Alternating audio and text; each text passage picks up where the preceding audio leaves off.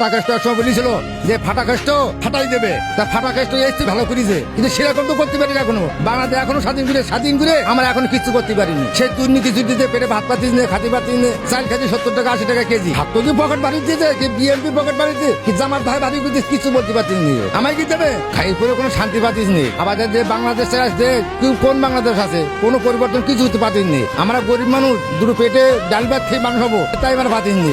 কি জিনিস কি করে আমরা কিছু বলতে পারছি না। পেঁয়াজ 100 টাকা 100 টাকা থেকে 110 টাকা দিয়েছে, চাল 70 টাকা খাতিছি, তাহলে আমরা গরিব মানুষ কাজ করছি 50 টাকা, আমার সংসার লাগছে 100 টাকা, পাবো কোথায়? আমরা গরিব মানুষ 2 টাকা কামাই করবো, তাও চিন্তা করে দিয়েছে। রাত্রির বেলায় গাড়ি মেরে সব উদাও কিনে দিচ্ছি, তাহলে কি বাংলাদেশ কি সরকার করিয়েছে? কিছু বললাম না তো, যেরকম আগে ছিল এখনো তাই হইতেছে। বাংলাদেশটা কি স্বৈরাচার মুক্ত হয়নি? না, এখনো চলেছে। বাংলাদেশ এখনো স্বৈরমুক্ত হয়নি, এখনো সেভাবে চলতেছে। দুর্নীতি দুর্বাস, খাও মালিকেরি খাও, এভাবে চলতেছে। আশা করি যেন ভালো হবে, তাই সে ভালোটা তো হইলো না, আরো দুর্নীতি বেশি হয়েছে। আপনারা ছাত্র দলেরা ওঠোজখুই করেছেন, বিএনপি করেছে, সব করেছে, পার্টি সব মিলি করেছে, জামাতও করেছে। এখন দেখছি কিচ্ছু পাচ্ছি না আমরা। জামাতও আগে যা ছিল তাই ভালো দল তো দেখছি, মালিকেরি খাও এখনো তাই। উনি তো করেছে এক দুর্নীতি, আর সেই দুর্নীতি এখনো চলতেছে, কোনো পরিবর্তন কিছু হয়নি। বাংলাদেশের ক্ষমতার চেয়ার কি এমন চেয়ার যেই ওই চেয়ারে বসে সাধারণ মানুষের কথা ভুলে যায়? এখনো ভুলে যায়নি।